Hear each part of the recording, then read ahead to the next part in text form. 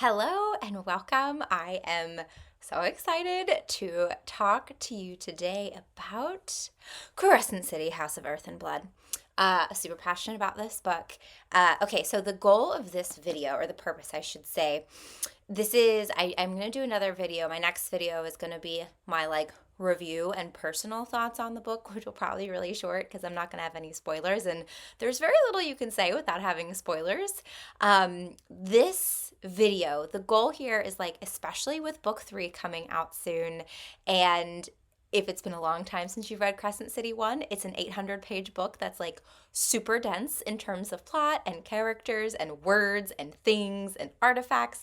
The goal of this video is to walk you through and do an overview and a reminder of the political system, the world, the key characters, terms like the drop, things like that, as well as do a plot overview of the book. So I have no idea how long this is gonna be, but we're just gonna go through it. So welcome to my overview, my spark notes. If anyone had spark notes when they were going through high school, that's definitely was my jam. The spark notes version of Crescent City. Here we go.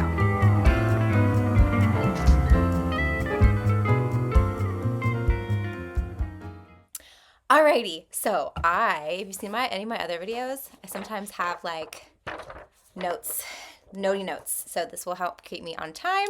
So if I'm looking down, it's because I am looking at my notes. Okay, so first of all, Crescent City and the world, because one of not my complaints, I should say, but a general frustration I would say with Crescent City is that it just slaps you in the face with here's every little nitty-gritty detail about the world, political system, everything you could possibly need to know it all within 2 chapters, and then we expect you to remember it all, and we're gonna go. So here's the overview of kind of how the world is, things rank, key terms, things like that. Okay, so essentially, Midgard is the planet. So Midgard is definitely thrown around in the book a bit. You get the words Midgard, Valbera, Pangera, Lunathion, and Crescent City. So how it works is Midgard is the planet. Valbara and Pangera, please, I'm not even going to attempt. Just laugh at me. Just find this comical. I'm so bad with pronunciation. Those are separate continents. So this book takes place on Valbara. I'm going to say it differently every single time. But this book takes place on Valbara, that continent, and Lunathion, also known as Crescent City, is a city, a place, on Valbara within the world of Midgard. So that's kind of how it ranks. Midgard, the planet, Valbara, Pangera, the continents. We are on Valbara, specifically on Crescent City. So Crescent City, it's a wild and dangerous city. Also mentioned in this book is Hell with one L and a capital H. That's actually technically a different world. So that's not within Midgard. That's separate. I think when I first read Crescent City, I was thinking that Pangera was a whole separate world or planet or something, but no, it's just a separate continent. So Valbera and Pangera are located on the same planet of Midgard. Crescent City is broken up into different districts. I try to think of Crescent City as a metropolitan city like Chicago or Boston, New York. Couldn't name another city there for a second. Where it's kind of all different districts with different feels. Our main character, Bryce, she is in the old square, I think it's called. There's other places, Five Roses. I want to say the Meat District or something like that, but now I'm just getting confused with New York City, but maybe it is the Meat District. There's also the Istros River, which is kind of at the bottom of the city. That's related to some of the Mer people of the land, which I'll get into in a second. And then there's also the Bone Quarter, which is the one place where the dead are. So everyone else within these other districts are living. The Bone Quarter has some living-ish kind of. Who knows? And then the dead as well. So that's also on this world. But the Bone Quarter and Hell are 2 completely separate places on 2 different planets, essentially. So Then in terms of Crescent City from a political standpoint, I'll kind of do like overall, because this actually just isn't Crescent City. The political standings of Midgard as a planet go as follows. You have the Asteri. There are these 7. They like have the power of stars. There's a lot of like purposeful, like we don't know too much about them because they become very key players as the books go on. So you have the Asteri. There were 7. There's only 6 because like the head prince of hell killed one of them. I think he's called the Star Eater. Ooh, how fun. And then you have the archangels who are directly below them. In this book, the 2 archangels that are most talked about are Micah. They're like governors. So Micah is the governor of Crescent City, and the other archangel kind of mentioned is Sandriel, and she's a woman. She is a governor of an area of Pangera. So she's like on a whole different continent. She comes into play. There's like backstory with her. She's not like a major active character, but she comes into play like later on in the book. So it's worth mentioning her. And then you have the Triari. The Triari is like the top like advisors, except they're not advising anything to the archangels. It's like the top assassins, leader of the armies, things like that. Then there's like, for instance, in Crescent City, it's called the 33rd, and it's the kind of like the army of the archangel. So Micah has his Triari, and then his Triari lead up the 33rd, which is like his army. And then you also have the auxiliary, which those are like the police essentially of individual districts. So for example, Rune, one of our main characters, he's like the head of the auxiliary for his area. I can't remember where he is. And then also kind of in there are like the heads of the individual districts. So it goes Asteri, archangels, and then they have their Triari and then their armies. And then you have the head of the districts, followed by, so it's kind of like archangels have their Triari and their like army, and then the local heads of districts have their auxiliary. So it's kind of like 2 separate types of like authority, I would say. Then within Crescent City, there's 4 different houses. And kind of how it works is like the Asteri claim they were there first. Who knows if that's true? So the Asteri claim that they were there first.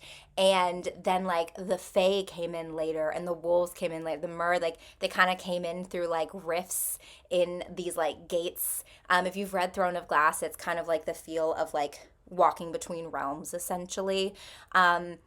But how it works is you have that whole political system with the Asteri, and then within the different types of like people and living beings themselves, you also have those broken down. So you have the House of Earth and Blood. Those are like humans, shifters. So you've got like what you would think of as werewolves plus like other shifters, like a leopard shifter. That's pretty cool. Then you have the House of Sky and Breath. That's like where the Fae are and some other types. That's also where angels are. So one of our main characters, Hunt, he's an angel. So you have archangels and angels, 2 separate things. Because also angels have a more formal name that begins with an M, Malika or something. I can't remember. And then you have the House of Many Waters, which is like the mer people, anyone underwater. And then you have the House of Flame and Shadow, which this is more like Bone Quarter, where it's like Reapers. The Underking, he like heads up the Bone Quarter. He's like the head of the Bone Quarter, and who knows really what he is. So kind of like darker things, like you don't even really know fully what's in there. So that's how that's broken up. So when you're a citizen of Crescent City, your top people that you report to, like who the top authority, again, it's the Asteri at the top, Archangel Micah. In this instance, he's the Archangel of Crescent City. And then you have your like main political heads in the different districts. But then depending on where you are, you're kind of like, you belong to like a house at Hogwarts. Let's do that. It's like a Hogwarts house. So if you belong to the House of Sky and Breath, you also kind of report to them. So for example, the head of the House of Sky and Breath is the Autumn King, who's kind of plays a big part in the book.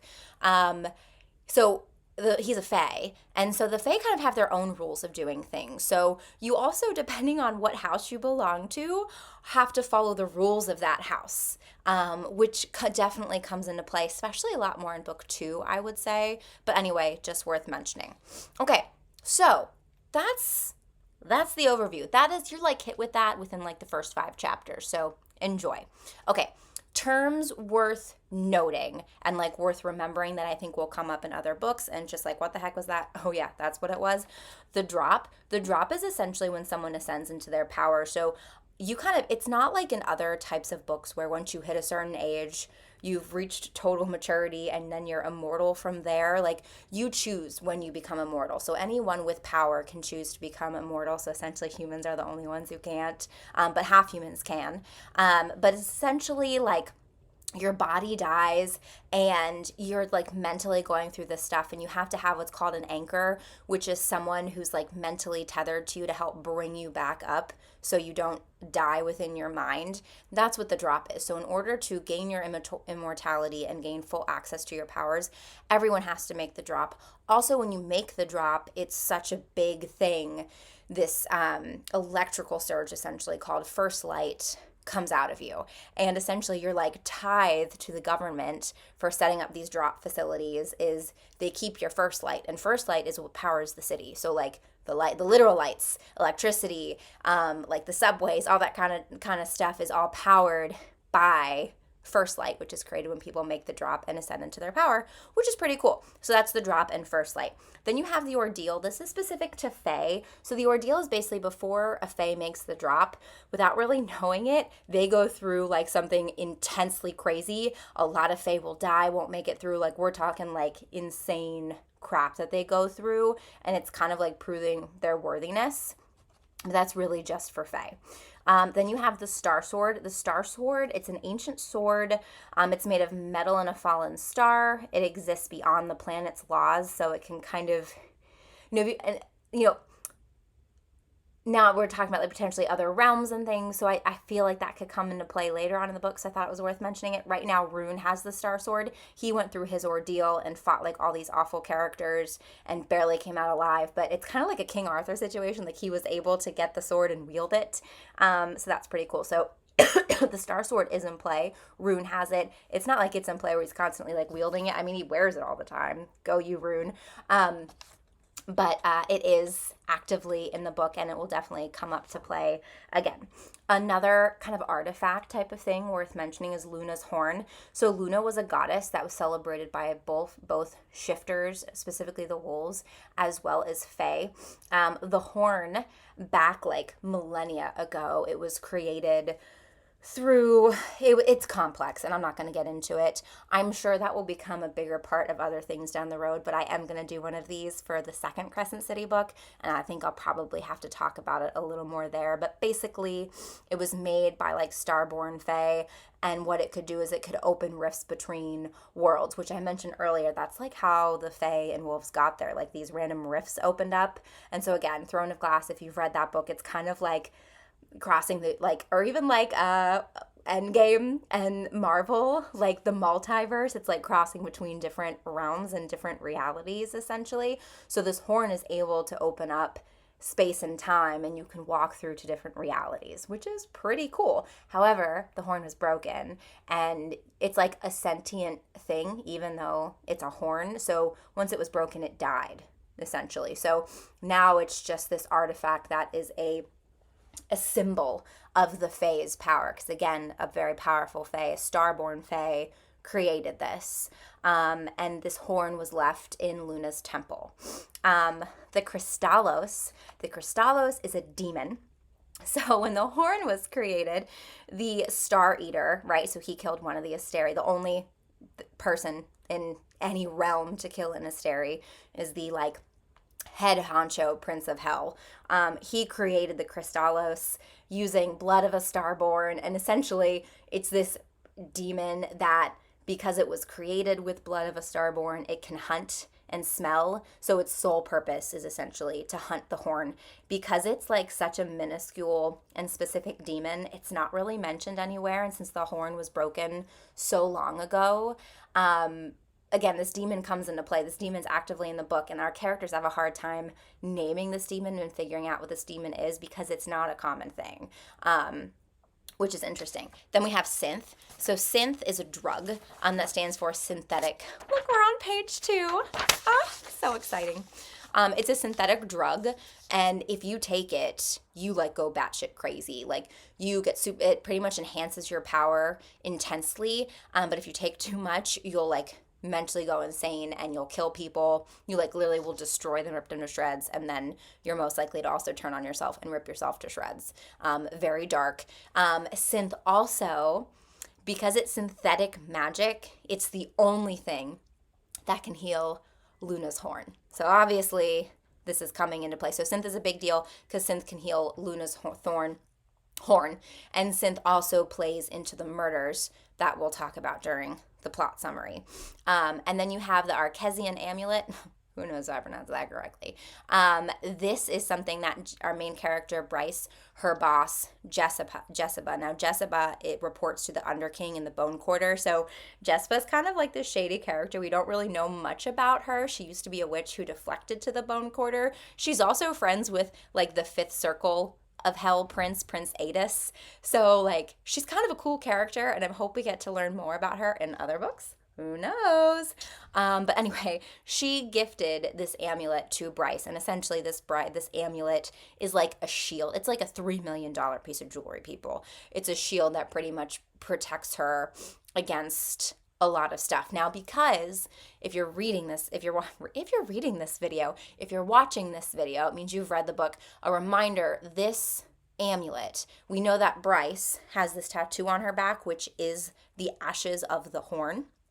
And so the Kristallos, remember, hunts the horn. Bryce is protected throughout this whole book because she wears the amulet, and it shields her from the Kristallos. So that's why this amulet comes into play. And then, of course, there's a period of time when Bryce takes the amulet off, and surprise, guess what hunts her? The demon. So, okay, now we're moving on to the key players. All right, we're doing good here, people. We're doing good. Main characters, I mentioned Bryce Quinlan. She's half fae, half human in the books. She starts out at 23, and then, pretty quickly within the books, we have a 2-year gap. She's 25 then throughout the majority of the book. She essentially, the Autumn King is her father. The Autumn King loved her human mother, but he sliced her human mother's face in a fit of rage, and so her human mother went running and met, then had Bryce and hid Bryce from him, and then she eventually met her Randall, the love of her life, and Randall became Bryce's adoptive father. But once Bryce became of the age to essentially every type of being other than the humans, poor lowly humans, every type of being goes to the Oracle, which basically goes through the Oracle and also does tests to see how much power you have. And when Bryce goes to the Oracle was freaked out, and she was blinded by Bryce, and it was super embarrassing for the Autumn King. And the Autumn King disowned her right then and there, and kicked her out, and made her feel so unwanted. And because she also came back as having little to no power. So that's Bryce. Her brother is Rune, or half brother. So they have different mothers. Rune and Bryce were super close, even though the Autumn King was awful. Rune really liked Bryce, and so if you've read the book, remember Bryce is starborn, so it's interesting what blinds an Oracle. Starlight, so actually she does have a crap ton of power, but even it's showing up as 0 power on the scales because Starlight is really a gift and it's not necessarily a power, so that's why it kind of is hidden and not picked up on. But Bryce knows she has it. Her family knows she has it because there was an incident years ago where, they were almost kidnapped, and 3-year-old Bryce blinded people with this incredible starlight. But to have this power is a really big deal, and it marks you as starborn. It marks you as the true heir of the Fae. So Bryce at 13, she knows going through life, she knows she has this. She's keeping it a secret. She loves her brother Rune, and her brother Rune has very little starlight, but he's so proud of it, and he's is truly genuinely excited about the fact that he's stressed about being the true heir, but he feels honored, and so Bryce doesn't tell him and keeps it a secret because she doesn't want to take that from him. So Bryce has kept this a secret because of her love for her brother, which I think is pretty cool. Okay, now let's switch to our other main character, completely different story, Hunt. So remember, Hunt is a fallen angel. He currently is Micah, the archangel of Crescent City. He's currently Michael's like personal assassin. And so remember I was talking about you have like the Triari, who knows, then follow that kind of like lead the archangel's like armies and like police system. So he's also like a flat out, so he's part of that Triari, and he's also like Micah's assassin. And so Hunt like led a rebellion with his lover Shahar. Shahar was an archangel. Hunt is kind of a sad story. So he grew up like really poor in terms of like society, like not special at all, even though he wields like the greatest power ever known to any angel, this like really cool lightning power. He doesn't know who his father is. He really didn't have a choice. He was always going to go to someone's army, and he was kind of picked by Shahar to go to hers. And then he, eventually showed how incredibly powerful he was. And, Shahar was a good archangel and wanted to rebel against the Asteri because of like how they really like have enslaved everyone in their rules. So Shahar goes to battle, and like the last battle, the rebellion battle, essentially, Hunt is leading the charge. Hunt is leading Shahar's armies, and then it's against Sandriel. So remember I said Sandriel's coming back, so it's against Sandriel's armies. Sandriel and Shahar are twins, and Sandriel ends up killing Shahar, and then Hunt ends up living along with quite a few of everyone else, the army that he was in charge of, and they're enslaved. So they all have these like witch tattoos that were put across their foreheads that keep them from being able to access their power. So remember, he's like the most powerful. He has very little access to his power, even though he can still do a ton of good, cool shit. Pardon my language. And then he also has this tattoo, I think it's SPRM or SQR, something like that, that basically symbolizes, that he's a slave. And so he gets passed on from people to people. He didn't see sunlight for like the first 10 years that he was enslaved. And I think Sandriel was his first owner, and was just so awful and made him do awful, awful, terrible things. And so then, Sandriel went into debt, and like, I guess Micah agreed to like offer to buy Hunt and some of the other members of his army, specifically Isaiah, Justinian, Victoria, Naomi, offered to buy them and some of the other, army and the people in the army for a lot of money, like $85 million, something like that, or million gold pieces. Basically, Micah bought Hunt from Sandriel because she's in debt. Micah has Hunt. Micah made a deal with Hunt. It's 1-for-1, so like 2,210, something like that, of the archangel, like the Asteris people died. So Hunt has to kill that many people for Micah and assassinate that many people for Micah to earn his freedom. That's kind of the situation that he is in, which is kind of crappy. Okay, so we have Rune, who I've mentioned. He is the heir to the Fae. There's like different levels of Fae in Valbara. The Autumn King is like head of the Fae. He is heir to the Fae throne, essentially. There's lots of princes, but remember I mentioned we're on the planet of Midgard. Valbara is a continent. There's other cities and areas, so there are other Fae princes, but they're not in Crescent City. So he's like the prince of the Fae prince of Crescent City, essentially, is Rune. He has the Starsword because he went through his ordeal to get that. When he went to the Oracle told him that the royal line would end with him, which we know Sarah J. Maas will kill off characters, and I'm really worried that Rune's the one who's going to get killed off. He's such a really good character. He's got a lot of piercings. He's like shaved half his head. He genuinely loves Bryce, and in the end of the book, when he finds out that Bryce does have the star power, he was like, I never would have cared about that. I just care about you. So he has like a really genuine good heart. He's a partier. I should have mentioned Bryce is a partier too. So he gives off this like party boy persona, but he really has a big heart and wants to do what's right and is nothing like his awful father. He in the book is tasked with finding the horn because his father's like, look, we need to get the horn back because it's a symbol. We can't have it out there. Go find the horn. So that's kind of how Rune gets pulled in because, eventually Bryce and Hunt, they get put on this like murder mystery case that also turns into an artifact hunt that Rune gets involved in. So it all kind of comes together. I'm going to go really quickly through the rest of these characters just for the sake of time and also because they're minor and I kind of in the plot summaries talk about them a little bit.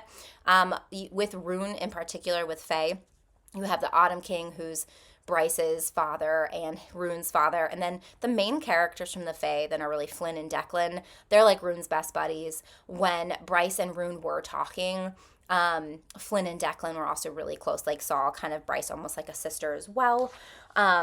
Rune and Bryce had a falling out years ago because I think Rune called her like a half-blooded slut or something like that. And then Bryce had a hard time getting over it, and also she was like feeling really guilty about the fact that she had this power and didn't know how to reconcile all the secrets she was keeping. But Flynn and Declan were friends. Philip Briggs, he's the leader of the Human Rebellion. Not a huge character, but still a name worth remembering in case it comes up again. Okay, so then we have those who were murdered. So we all know that this starts with Bryce's friends get murdered. Those who are murdered, Danica. So she's Bryce's like BFF. They met at Crescent City University. She is like the alpha of alpha. So remember I said there's like heads of the different districts, and like of the different types. So the head of the wolves, the prime of the wolves, he's like old. He's not doing well. He has a daughter named Sabine, and then Sabine's daughter is Danica. So he's Danica's grandfather. Just like the Fae have a sword, the wolves have a sword. He gifted his sword to Danica and like really slighted his daughter Sabine because Sabine's just awful. She doesn't have as much power. Like Danica's like the most powerful alpha wolf to ever have walked the earth. And a lot of people actually thought that she was going to be like, that Sabine was never going to be prime of the wolves, and Danica was going to kind of jump over her. So Sabine like hates her own daughter, resentful of her own daughter. Danica also worked for Redner Industries part-time. She's like the head of the Wolf Ox, so she's like out there solving crime. She's the head of the Pack of Devils, which is the top like Wolf Ox like pack unit thing. And then she works part-time for Redner Industries, and then she parties and gets drunk and takes drugs all the time with Bryce. It's great. She's got like, I don't think this person sleeps. I don't think Danica sleeps. But she works part-time for Redner Industries, and Redner Industries is the company that creates the drug Synth. So Danica, before she died, started uncovering a lot of things, which is why Danica's such a key player even after her death, which is really early on in the book. Okay, so other deceased friends. So the whole Pack of Devils is who gets murdered, which is like Bryce's best friends. Bryce is a half human, half fae. Remember, had a really hard time. No one likes halflings. I'm just owning that term. That's not the term in the book. No one really likes halflings. And so when they all met at college, they kind of like treat her as one of the pack. So they're the ones who get murdered, the Pack of Devils. Other than Danica, the only person worth mentioning is Connor. So Connor is like another kind of alpha, but below Danica, so super strong male. He's like in love with Bryce, and like the night that he died, Bryce finally agreed to like go out with him, and Bryce also kind of thought that he was going to be the end game for her and they were going to end up together. So okay, now we have Bryce's alive friends throughout the book. You have Ethan, who is Connor's younger brother. He's also the Sunball player, which is like the top sport in Crescent City. But, you know, Ethan and Bryce do not talk for years, and they actually don't really start talking it until the end of this book, because when Connor was being murdered, Bryce was taking drugs, drinking, and having sex with a guy in a club bathroom. So that did not sit well with Ethan. You also have Fury, who is like this like spy master. We don't know a lot about her background, but we also don't really know, I think, how her and Bryce really came to be friends. But she's like a feared person. Like whenever anyone mentions Fury Axitar's name, everyone's like, oh, like she is a terrifying person. And then you have Juniper, who's a faun and like a really well-known like ballet type of dancer, point dancer. Bryce also used to dance and really wants to dance, but you know, when she was bitten by a demon, it gave her a lot of leg pain, and then she also had this guilt that, you know, it's not fair if she gets to do what she loves when Danica's dead. So, you know, it's kind of cool. She has a dancer friend who then tries to get Bryce back into it. So that's Juniper. So Ethan, Fury, and Juniper. Then you have the Triari, who I meant like Micah's Triari, which of course is Hunt, but it's actually led by Isaiah, which is weird because Hunt used to be in charge of Isaiah, or like lead him. And so Isaiah is in charge of it now, in charge of Hunt, as well as Justinian, Vic, and Naomi. The only difference there is Vic is a wraith. So her soul is like, it's like air, essentially. She doesn't actually have a true body. She's just like air and a soul, and so she takes over people's bodies or dead bodies. I don't know how it works, but her punishment, instead of, you know, because the tattoo thing doesn't work, is she's trapped in a body that she can never get out of, which is very hard for wraiths because they're used to going from body to body to body. So that's Vic for you. Then I have work peeps. So Danica works for like this artifacts dealer. Jessica, who I mentioned, she's her boss, right? She works for the Under King, kind of sketchy, really intense. She turns people into animals. Bryce is like half afraid she's going to get turned into an animal all the time. Then you have Lahaba, or Lala, I think, Lele. She's a fire sprite. So the sprites were also enslaved during the rebellion, regardless of whether or not they fought. So she's a fire sprite who's enslaved because her great grandmother was alive and I think like fought in the rebellion. And her, so Jessica like owns Lahaba's like slave contract. And Lahaba's, she's a fire. Like she is literally pure fire. Like if water touches her, she's dead. She's gone. She's pure fire. And her job is to guard books. And it's because these books that she guard are like these ancient texts, and they like come alive and move. And so I guess Jessica was like, my books will be afraid of the fire sprite because they don't want to go up in flames. So we have a fire sprite guarding ancient books. How fun. And then Syrinx, he's a chimera. It's kind of like a flying lion. He's a pet that Jessica used to own and then was gonna like sell. And Bryce was like so emotionally attached and she was like, no. So she bought him, but now she's like super indebted to Jessica for buying Syrinx. But so now Syrinx is becomes Bryce's pet and like lives with her, and it's actually really fun. Other little mini characters. The Viper Queen, she comes into play. She's the one who like lives in the meat market area, which is where a lot of drug deals go down. So, you know, she's a suspect in part of the book. Napaxia, she's the new queen of the witches. She's also this like med witch who shows up and meets characters and helps them as they get bitten. But she doesn't reveal that she's Napaxia. So people are meeting her and they think she's just a med witch. They have no idea that she's actually the new queen of the witches because her mother recently passed away. Ados, Prince of the Chasm. He's a Prince of Hell. He's not the Star Eater Prince. He is just a Prince of Hell. Micah, the Archangel of Crescent City. Sandriel, the Archangel in Pangera. I don't know exactly what area she owns, but she's over there on another continent. And she was the twin to Shahar, which was Hunt's lover, who led the rebellion, and she's the first person to have enslaved Hunt. Shahar, Hunt's ex-lover, who died. The Hammer / Pollux, he is a Triari member for Sandriel, so again, like how Hunt, Isaiah, Naomi, Vic, and Justinian are the Triari for Micah, like Sandriel's Triari, like all H names, it's like the Hunt, the Hammer, the Hind, the Harpy, I don't know, but anyway, Pollux is like Sandriel's right-hand man, super awful, evil, cruel dude. Therion, he's the head of intelligence for the River Queen. He's like a merfolk, and he comes into play in this. Sabine is kind of like, she's not the full lead of the wolves, but because her father's old, she's kind of like the lead of the wolves. She's Danica's mother. And then, of course, the prime of the wolves is Danica's grandfather. Okay, so I'm going to take a water break. We are actually doing good on time, because that was a lot of detail. So now I'm just going to kind of go through the plot. I have a lot of notes here, but I think this is helpful because there's a lot this is an 800-page book and everything there's something that happens in every single sentence. Like this book moves, and everything is super important. So, okay. So now I'm like, here we go. So I kind of already introduced Bryce and Danica, but the book opens with introducing them. They're big partiers. Danica's known as the party princess. At the beginning of this book, one of the first things that happens is they're out. They get really, really drunk. Danica convinces drunk Bryce to get a tattoo on her back. Danica tells Bryce the tattoo says, through love, all is possible. Which, by the way, once we were talking about the Oracle and what the Oracle said to things, when Danica met the Oracle, that's what the Oracle said to Danica. Through love, all is possible. So that's actually a very important quote because that comes up a lot. So getting drunk, getting tattoos, woohoo.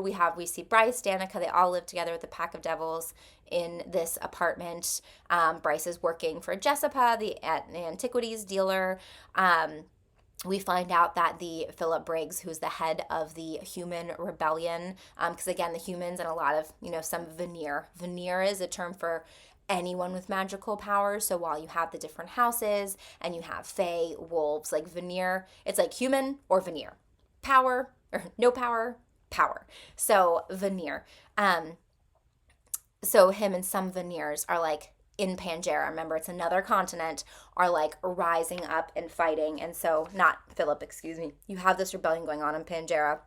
Philip is trying to bring the rebellion to Crescent City, essentially. He's trying to rally the humans there. So he, years ago, was put into jail, but recently he's been allowed out because there's a technicality with his trial. Danica's the one who put him behind bars. So that's going on. At the same exact time that Bryce gets the tattoo, because we know the tattoo's the horn, Bryce is tasked by her boss Jessica to try to find the horn, because Jespa finds out that the horn has been stolen, so she's like, ooh, an artifact from my collection, go get it. Bryce can't find it. That's really sad. So then we're kind of like meeting the main characters. Bryce goes on a date with Reed, who's the head of Redner Industries, where Synth is created. She doesn't know any of this yet. Reed's a jerk. And before she goes out on her date with Reed, Connor like confesses his love, but she still goes on the date. And then the date is so sucky. She's like, you know what, I'm done, and I'm just finally gonna give Connor the chance. She tells Connor she'll give him a chance, and then proceeds to get drunk, take drugs, and have sex with a stranger in the bathroom. She goes home to find that she also did a lot of texting to Danica about those acts, and then her text messages then got released, which was not pretty. But she goes home totally drunk and drugged, and finds the pack of wolves, including her best friend Danica, have all literally, like, they're lumps. Like, it's like lumps of red tissue. Like, it's just complete slaughter. She's trying to get of the right mind. Like, she doesn't quite realize it at first because she's so drugged. And she's like so in shock. She then, out of the corner of her eye, sees movement, and a demon's like running by. So she chases it out into the streets, because she's like, totally out of her mind. And she's got like this like wooden piece of chair. The Kristallos, we find out, demon, then attacks this random angel in the street. Bryce like beats the demon bites Bryce, but then Bryce is able to get the demon to go away. She's like saving the angel, because she's like, anyway, she saves the angel on the street, who we later find out was Micah. And we'll figure out why it was Micah. And then Hunt and Isaiah come to the scene, the head Triari, right? So they're going to come to something big like this. Hunt stitches her up. They take her in. She is she can't be questioned. She is like just not in the state. She's in such shock that she just saw all of her friends dead. Rune, they kind of release her for the time being, because they can't question her. Then Rune shows up and claims that she's her cousin. She's his cousin. You cannot question her with Fey law. So remember when I talked about like belonging to certain houses get you certain rules? This is one of those situations. Bryce belongs to the House of Sky and Breath. And so the House of Sky and Breath's kind of coming to her rescue and is like, nope, she belongs to the Fae. She belongs to this house. You are not allowed to question her. Stay away. So then they kind of stay away. They put Philip Briggs back into prison, thinking that he did it, because it was all timed around the same time he was released. So they think it was just him summoning a demon to get back during the little time he was going to be free on the streets anyway, because of course they were going to try to put him back since he got out in a technicality and he's not that great of a dude. He goes into jail. Bryce does not go to the funeral, or like, you put the remains of the person in the boat. You send the boat out on the bone quarter, on the river across the Istros towards the Bone Quarter. If the boat tips over, it means their soul was unworthy, they're bad, and the mer people eat them. Or like, the people, bad things, not the mer people, but lake monsters eat them, or they make it all the way across, which means they're worthy of heading to kind of like live out their souls in peace, essentially. All right. That's it. Then we get to part 2 of the book, which takes place 2 years later. At this time, Bryce is meeting with a guy named Maxius Tertian. He's a vampire, a vampire. Bryce is meeting with him because she's doing a deal for her boss, Jessica, for an artifact. She runs into her brother there at the same time. And then, right after that, Maximus, is that his name? Yeah, Maximus is killed in a similar, almost the exact same way Danica is killed. So then we kind of flash over to where Hunt Athalar is. I can't pronounce his last name. Where Hunt is, and Micah puts him on the case to go figure out what's going on with this murder. Then at the same time, Bryce gets pulled into it, because the kind of ploy is Micah's thinking, I'm going to put Hunt and Bryce together because, Bryce knew Danica and Danica was involved, clearly something was going on with the murders, why Danica was murdered and Maximus was murdered in the same way. So he puts Hunt in charge of the case with Bryce. Bryce is kind of forced to do it. At the same time, Micah makes a deal with Hunt saying, listen, if you solve this murder before this big upcoming political summit, which is like a month away, I will reduce your sentence of having to pay back 2,000-ish lives to 10 assassinations for me, essentially. And Hunt's like, oh, I am going to do whatever I can to solve this case. So now we have like our murder mystery starting, and Hunt and Bryce are starting to get together to solve this. At the same time, we flash over to Rune. Randomly out of nowhere, the Autumn King's like, we need to find the horn again. It should be in our possession. It's been gone too long. Go find it. So Rune is charged with finding this random horn that's broken, that can't do anything, that was once powerful to the Fae. And he's also randomly told he has to marry Hypaxia, the new queen of the witches, who Rune's never met. And Rune's also hesitant because remember the oracle told him you'll be the last of the royal line. So he doesn't want to get married because he feels like his death is impending. So that's a thing. Okay. And then we kind of get into like Bryce and Hunt like suspecting people. So Bryce thinks maybe the Viper Queen has something to do with it because it's all really shady there, and they found traces of drugs and things on Maximus's clothes, but it turns out the Viper Queen was a dead lead.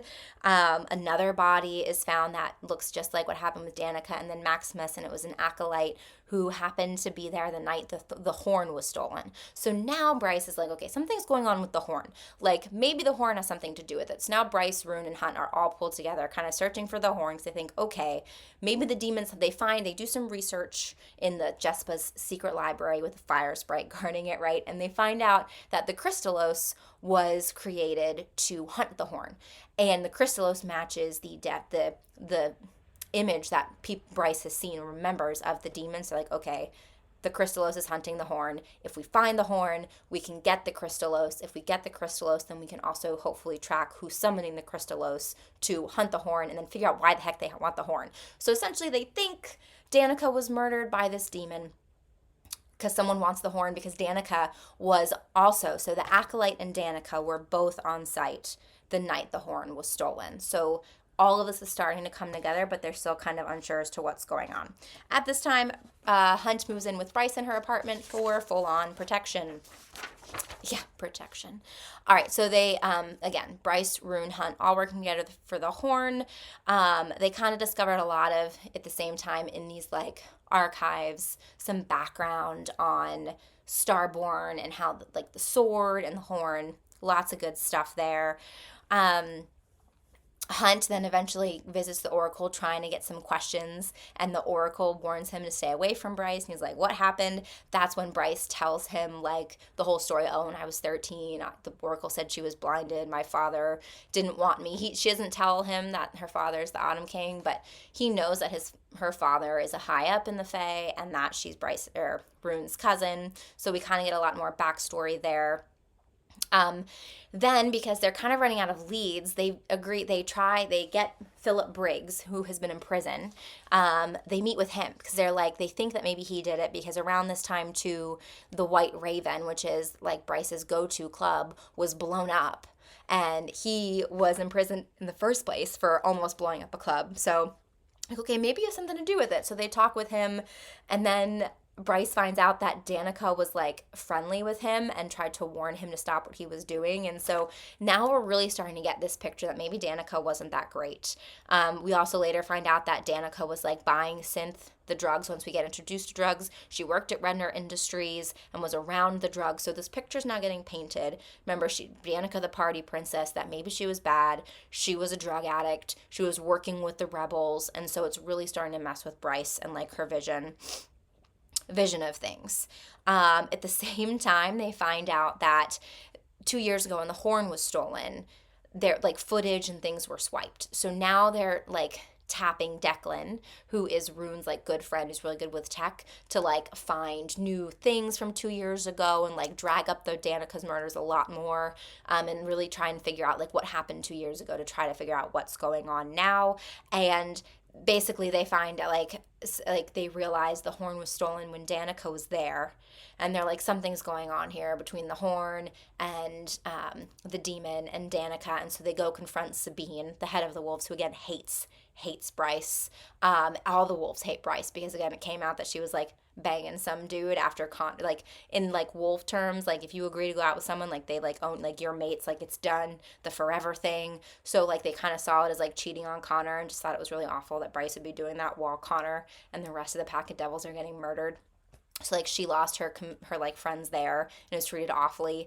But they go to talk to Sabine, and Sabine lies and says Danica was not on site. So now they're thinking Sabine. They also find out that Sabine's the one who switched up the footage. So now they think Sabine did it. They tell Micah they think Sabine did it, which is a huge accusation. And then Bryce and Hunt are like getting all close and like kissing on a roof, and then Sabine randomly shows up and like, I didn't kill my daughter, how dare you think this of me. And it turns out that, you know, Sabine knew. She's the one who then reveals Danica stole the horn. This is the first time it's found out that Danica actually stole the horn, and she said, I lied because I was trying to protect my daughter because she's the one who stole it. So now things are getting more interesting. Sabine goes and complains to Micah, hey, I was accused. Now, because remember, Sabine's higher up, and Hunt is a slave, and Bryce is a half human, half fae. So Hunt and Bryce are like bottom. So the fact that one of the like heads of like the districts is complaining to Micah, Micah has to take action, and technically Micah could kill Hunt for his insubordination. Instead, he cuts off Hunt's wings. They grow back, but it's really grotesque and it's awful. Okay. They're also like realizing like how the demon is getting around. It's like using sewers, and it's like around places where Firstlight is. They're finding more and more about this drug Synth. At the same time, Jessica back at, you know, like Bryce is also working throughout all this. Like she's just doing her job. Jessica gets this like water demon called a Noke, which like eats everything. Like it's like really grotesque and terrifying, and like stores it in this giant tank in the library, which is absolutely terrifying. They also tap Hunt taps one of his friends in the Mer people, Therion. He's like the head of intelligence, as I mentioned, for the Mer folk, to be like, hey, have any bodies been like thrown over? And so then Therion gets involved to try to see what's going on. More things start leading to Danica like taking drugs, and it's just really, really awful. And then they realize Bryce figures out something like through love all is possible. She's able to finally, throughout this, she's trying to hack into Danica's email, and she finally figures it out. And she gets in, and in her email there's like some cryptic messaging, and she finds a folder for her, and in this folder labeled Bryce is a picture of Danica's leather jacket at the back that says through love all is possible, something like that. Then it kind of clicks with Bryce, like something's going on with this jacket. She feels around in the L of the jacket of the word love, it's like there's like something plastic in there. So she cuts it open, finds a thumb drive, puts it in, and it's all this footage from Redner Industries of Synth being tested and showing how Synth was injected in high quantities into people, and they went crazy and ripped people to shreds. And that's now when we realize, okay, Danica was not murdered by the Kristallos. Someone on Synth murdered Danica.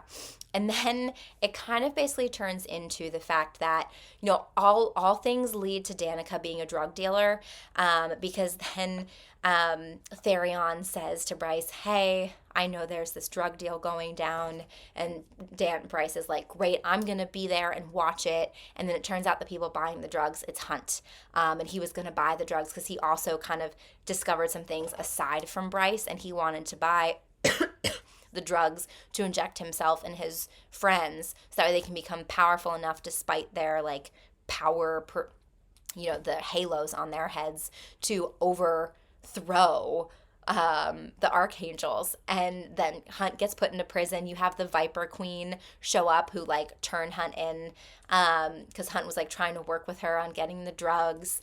And I can't remember who it is, but I think it's Micah or the Viper Queen. Someone basically says, yeah, Danica bought these drugs before. We have proof of Danica buying Synth. And so everything leads to the fact that Danica was a drug addict, took too much Synth the night she was murdered, and she's the one who murdered the pack of devils and then murdered herself by ripping herself to shreds. That's the story. That's the narrative we're following. And Bryce is like heartbroken and super confused because she's like, none of this makes sense. This just does not add up. Okay, this is really sad. This is really sad. Okay, so now Hunt is locked up. Justinian is crucified. He's, remember, one of the, like, angels that fought with Hunt and part of the Triarii. And then Vic the Wraith, her soul, her, like, Wraith soul is pulled from her human body, put into a glass box, and that glass box is spelled to stay enclosed forever and, like, thrown into a deep trench of the ocean where she's surrounded by no sound, pure darkness, and will just go crazy. Which is awful. But Hunt, because Hunt had proof that he, even when he's at the docks, like getting the drugs, he was like, I didn't want to come tonight, but Justinian and Vic said they were going to, and I came to try and stop it and put an end to it. And because he has like text message proof of this happening, instead of being murdered, his punishment, Micah, sells him back to Sandriel. And Sandriel is in town because Crescent City, and outside of Crescent City on the continent of Valbara, is this like annual summit of like all the, you know, top powers are coming and they're going to chat together. It's kind of like, it's just like a political summit essentially. So Sandriel is there as like a representative of Pangera, and Hunt gets sold back. While we're seeing what's going on with Hunt, Bryce is kind of reconciling what she knows in her head to be true and realizes, you know, I can't blame Hunt because he just wanted to get out of his enslavement, and it kind of makes sense. And she's like, I can't lose another friend, right? So before they all leave for the summit, Bryce makes it to like the head government place and runs into Sandriel and offers to buy Hunt for 97 million gold marks and throws in her Archesian Amulet, which is worth another 3 million. So a total of $100 million worth of money, which is I think 15 million more than what she paid for him. She like laughs in her face and says no and melts the amulet, which is a key thing because that was protecting and shielding her from this Kristallos demon.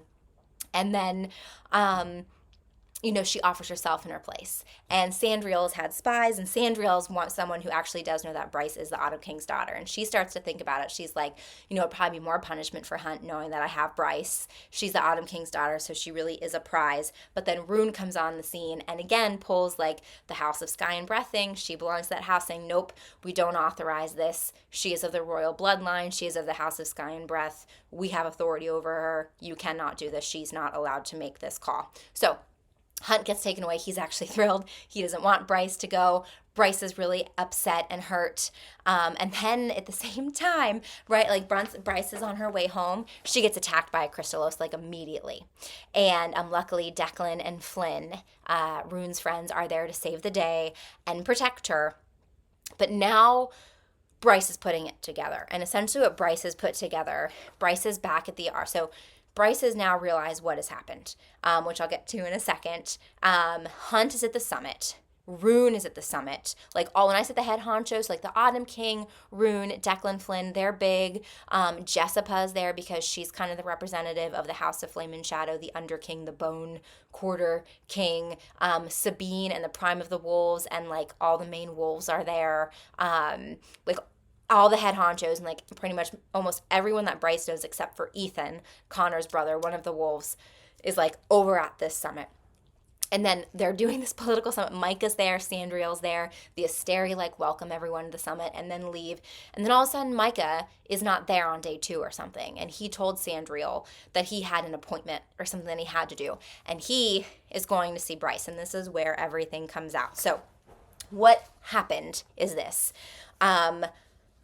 Danica, remember, she worked part-time for Redner Industries, which is creating Synth. Micah is a huge like stock investor in Redner Industries, and Danica did a lot of like, you know, she has the videos of those like people doing like tearing themselves apart.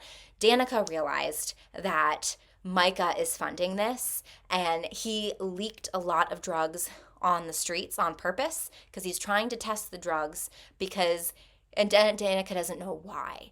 And Danica catches him trying to leak the drugs, gets the drugs. And so that's when earlier they're like, Danica's a drug dealer. We caught her buying drugs. No, she was buying them. She was gathering them from what Micah purposely released on the streets. Micah charges Danica with stealing the horn for him. And then he's like, we'll be even. We won't talk about it. I won't kill you, essentially, right? Because he could do that. So that's why Danica stole the horn, but she realized something was off. So she stole the horn, she ground it to a powder, and she, remember the night where Bryce got the tattoo? She put the powder of the horn into the tattoo. That's so Bryce, this whole time, is the horn. And Bryce figured that out too when the Kristallos attacked her and she didn't have her amulet, because as soon as she didn't have her amulet, she realized, why did it attack me? I haven't been around any synth drugs, which they thought that's what it was attracted to her happening. Because essentially what happens with synth too is once you kill yourself, part of synth is an ingredient of synth is this thing called obsidian salt, which is used to summon a demon. So they thought that the use of synth was calling the Kristallos, but in reality, the use of synth might be calling the Kristallos, but it was hunting the horn. So she's like, I'm not around synth.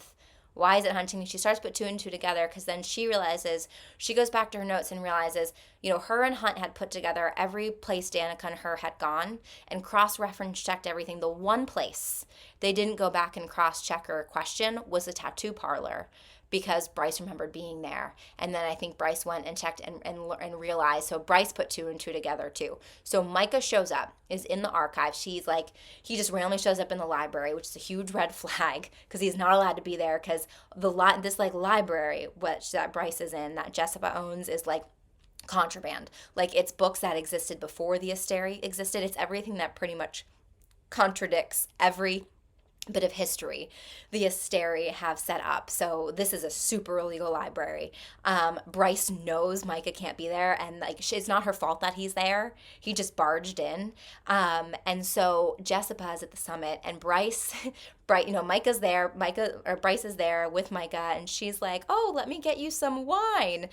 Text Jessica and tell him, help put this on the screens, look at the camera footage in the library. Jessica interrupts the summit, and Declan is there, remember, because he's a head honcho, plays the screen. So everyone at the summit now sees everything that's going on with Bryce. So back to Bryce. We know she's put it together. We're finding out Micah's the true villain here. So Micah wanted to leak it because he wanted to test Synth to see if it could truly heal the horn. So Danica steals the horn but doesn't give it to him, grounds it, puts it in Bryce's back. And now Micah is pissed because he needed the horn, because he wanted the horn to heal it with synth and then open up a rift and bring people in and become powerful and eventually ascend to become an Asteri, because he's this all-powerful being now with the horn. That was his goal. But then Danica didn't give it to him and refused to tell him where he was. So he's way more powerful than Danica and anyone else. He shows up at the apartment where the pack of devils are that night, pretty much disarms the whole pack of devils and freezes them kind of thing, and then injects Danica with a shit ton of synth. And so yes, while technically she did destroy the pack of devils and then herself, it wasn't because she was a drug addict, it was because she was kind of forced into it, just we saw the videos of the other test subjects doing. So while she did physically do it, it was Micah, which also makes sense why Bryce ran into Micah chasing the demon, right? And that's why Micah was so close to the scene the night of the crime. And again, because the use of synth has obsidian salt and kind of allows demons to come in, then of course the demon's going to then go hunt the horn. So that's why when Bryce was in her apartment and saw the demon, she thought the demon killed it, but no, the demon was summoned through the salt in the synth. So that's kind of how all that takes place. And then Micah also figured out the Kristallos went right after Bryce as soon as the amulet was melted. So he figured it out at the same time that Bryce did. So so Bryce basically gets a confession out of him, knowing that it's on tape. Hopefully Jessica is seeing it, right? And so then he shoots her in the back. He gives her synth because it's weird, because the horn's in her back, but it was broken. He gives her synth to heal the horn, since it's kind of like a sentient thing. But remember, now she's going to kill herself, right? Like that's what's going to happen. But it also makes her stronger because her injuries are being healed because she's got this. That's part of the thing that Synth does is it heals. It also will heal you, gives you this insane super strength and like super, super healing, right? And so he injects her, he like shoots his power into her, and he thinks the horn is working. Nothing happens. And he's like, what? And so while he's like trying to process that, Lahaba and like the fire sprite and Bryce grab books that are like powerful and like shoot Micah into the bathroom and like keep him locked in there. Around this, right before that though, Micah took Syrinx and threw him in the tank with Nox, the like crazy, crazy water demon thing. So now Micah is behind the steel bathroom door. Bryce's like femur is physically out of her body and still healing. She's trying to get to the tank. Syrinx can't swim. He's like sinking. And then there's this like terrible demon in the water. Bryce goes into the water. I remember Hunt is watching this on a video. Like he is losing his damn mind that she is doing this. She goes in. She barely saves Syrinx before Nox almost gets her. And then and then part of this too, Flynn makes a comment. He's like, this is her ordeal. Remember I was saying how the ordeal is something like a really hard thing the Fae go through. This is like what she goes through before she makes the drop, this really intense situation. The Nox like shredded her legs when she was trying to get out, but she saves Syrinx. She like does compressions at the same. Micah's still locked trying to get out. Lahaba's doing the best to keep him in there with the books, but he's gonna come out soon. And so Bryce is like limping to the stairs trying to get out, and Lahaba refuses to follow Bryce and is trying to buy her more time. And Bryce can't stand the fact of losing another friend, but Lahaba's refusing to budge. So Lahaba, essentially what she does is she sacrifices herself, and Bryce gets out and is like heartbroken. And what Lahaba does, it's like a famous quote. She's like, my friends are with me and I am not afraid. She goes to the tank and she like bangs on the tank. And right as Micah's getting free of the bathroom and like the steel door, Lahaba is able to break the tank. Now remember, she's fire. So as soon as water touches her, she's dead. So she is literally, the water douses her. She's gone. But it also it distracts Micah and keeps him away. It buys Bryce maybe 10 seconds. And Bryce uses that time. She gets up the stairs. She opens the main door to make it look like she's left, but then she actually runs up to Jessica's office, which overlooks the gallery. She grabs, I can't remember the name of the gun, but this gun that Jessica has. And remember her father, I don't think I said this, her adoptive father, Randall, was like a lead human in the army and like a sharpshooter and taught Bryce. Like Bryce is really good with guns. Micah comes out, looks out the front door thinking Bryce went out. Bryce shoots him in the head and then grabs this, sorry, I did forget this fact, which is kind of important. Nipoxia, the queen / also med witch, discovered that Kristallos venom can neutralize synth effects because it absorbs it and it stops it, like it stops all power. And she earlier on had given Bryce a vial of the antidote, which Bryce had left at work. So Bryce runs upstairs. When she got the gun, she also took the antidote, so that stopped her from killing herself and neutralized synth.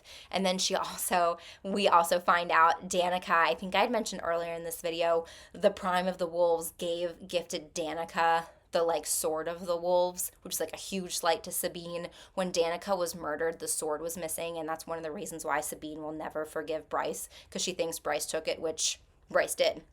And Bryce hid it in Jespa's office.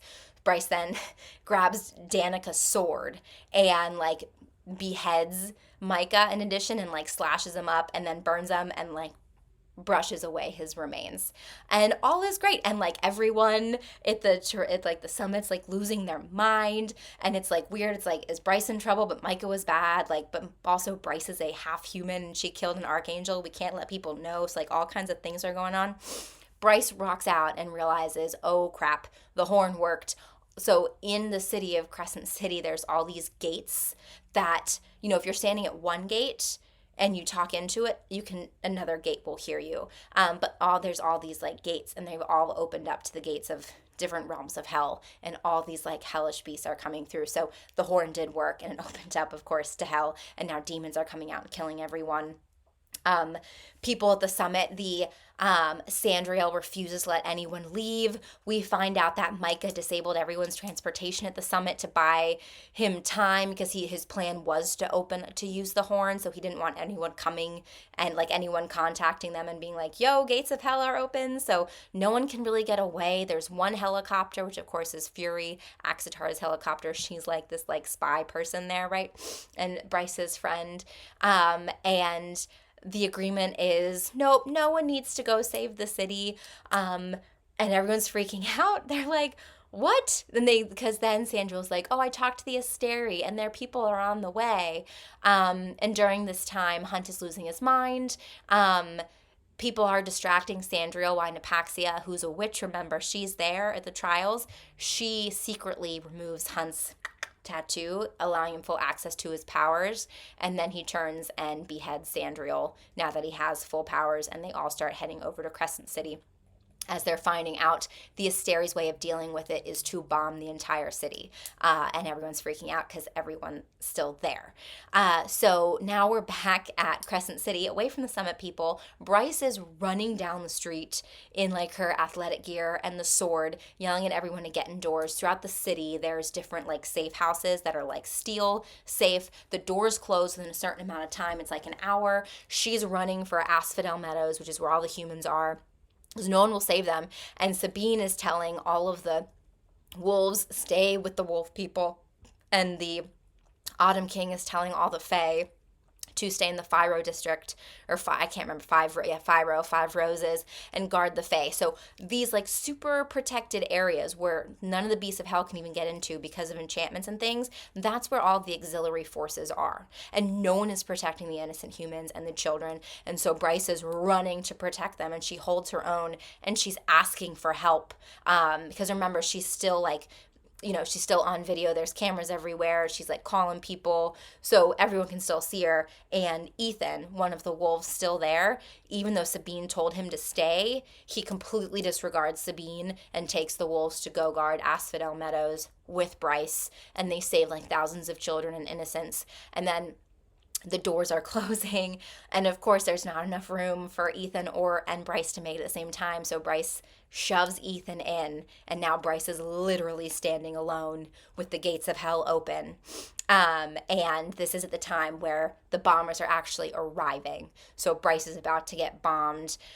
She calls Hunt, and who has at this point Sandriel hasn't died yet. Sandriel dies like right after this phone call. She calls Hunt. The call is broadcasted. She's like, I love you kind of thing. She's like, tell Rune I forgave him a while ago and I didn't want him to resent me. And people are like, what do you mean resent me? And then on screen, Bryce uses her powers. It turns out like she uses her Starborn powers. It's like full mega. She uses it to close the gate because she's like, listen, if I have the horn and the horn opened it, I can use my star power, it was designed for Fae with star power to use to close it. So she uses all of her strength and energy to close the gate. I do want to stop here because there's one key thing, because it's super emotional if you don't remember. Danica and Bryce used to say to each other, light it up. And it's because years ago when they were in college, they were like college kids, like hunting down these people who were like unfair to animals, like treating animals unfairly. And then they got in a really bad situation with that. And both Bryce and Danica were going to die. And Bryce told Danica to close her eyes because then Bryce used her star power to blind, and then she killed them. And so Danica also became someone who knew about her star powers, which then this like lighted up inside thing comes into play. So anyway, she closes the gate, and then she's like exhausted, but the rest of the gates are open in this city, and like she can barely function. Bombs are now starting to come down. She's trying to regain her strength. Now is the time also where Rune is arriving on the helicopter, Hunt is arriving, Fury's arriving, they're coming to try and save the day. Hunt jumps out of the helicopter to protect Bryce from a bomb falling. In that process, Bryce is saved, but Hunt loses both legs, his wings, and like an arm. Like, it's awful, and he is dying. Like, these bombs were designed to slow magical healing, so he is going to die. And Bryce also doesn't have the power to close all the gates, and she doesn't know what to do. Ruined, like, the helicopter in the explosion, so Hunt jumped out, protected Bryce. The bomb dropped, the helicopter crashed into another part of the city, and they're all fighting the hellish demons. And what's happening is Bryce realizes she hasn't made the drop yet. She decides, I'm going to make the drop, because when you make the drop, remember, it creates a surge of power. And so she's hoping her surge of first light power, because she knows that she's got this starlight, she's like, it should be pretty big. My surge of first light power will hopefully be enough to close the gates and then heal those around me, right? Because she's trying to save Hunt. So she goes to the gate that she just closed, that she's nearby, and she puts her hand on it so that way she can communicate. And she's like, hey, if anyone's out there, I need to make the drop, but I need someone to be my anchor, because, you need another person. So you don't, because your human body dies, you need someone to kind of go in your mind with you to pull you back out. Otherwise, you don't have the strength. And no one is around. We find out Rune hears her and is trying to get to a gate to be able to put his hand there to create a connection, to be her anchor. No one is showing up. Oh my God, I'm like tearing up. And then all of a sudden, the Bone Quarter has a gate. And then all of a sudden, because the gates can talk to each other, like, Bryce is like, no one's there, I can't do it. Danica from the dead part puts her hand on it and says, light it up, Bryce. And then, they're like, lose. Like, Bryce is like so emotional. And so she makes the drop. And I think Bryce knows, Danica's dead. Danica can't be my true anchor. And Bryce goes down. She makes the drop. She supersedes her power level, and everyone's like, why is it happening? And it's because when you touch a gate, you actually pay to do it by giving the gate a tiny minuscule amount of your power.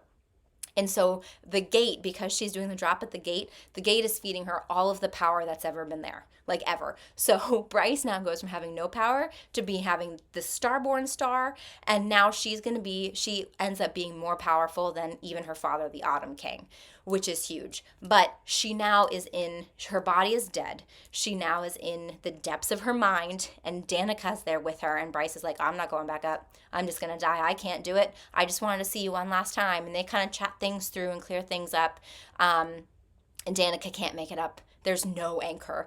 And not Danica, Bryce can't make it up because there's no anchor. And there's the 6-minute rule. Like, you have 6 minutes from the time of your human body death before you can't make it back out. Like, it's just not going to happen. And Danica kind of convinces Bryce, no, life is worth living. So Bryce attempts in the mental her mental reality to ascend back up. And she does it with a second left in her time. She tries. Danica uses her strength. Danica's soul's diminished by the end of this. There's no power left, but Danica's little piece of soul starts to power Bryce upwards. And then at the same time, Hunt is now fully healed because it left a huge first light. Buildings are healed, Hunt is healed. He's now doing chest compressions, and eventually she comes back up and she is alive and now one of the most powerful beings in all of existence. That's really how it ends. The only other thing that happens is Hunt and Bryce go back to her apartment. Bryce gets a phone call from one of the Asteri, which is terrifying, kind of thanking her, but it's really a threat, lay low. Because essentially, the Asteri don't want it getting out that our 2 archangels were killed, one by a half fae, half human. So they're kind of blackmailing Bryce and Hunt to stay low. Hunt looks down at his wrist, and his tattoo saying that he's a slave has a C on it, which I guess means he's been cleared of slavery. I don't know, but he's now fully free. But they're calling them and basically blackmailing them, listen, don't you step out of line. So they're kind of terrified. And that's really where the book ends. We then have an epilogue with Jessica talking with Adis, one of the princes of hell, and it's really cryptic, talking about Hunt's father would be proud, and did you know she had the star power? So clearly that's going to come into play in the next books. But people, that is it. That is Crescent City Book 1. I will do, the next video will be my review of this, so you'll get all of the juicy thoughts on this. But I hope you enjoy this, and I hope you find it helpful. So if you don't have time, if you don't have the 21 hours it takes to read the book, I hope you enjoy this hour and 15-ish minutes of me walking you through it. But yes, thank you for watching.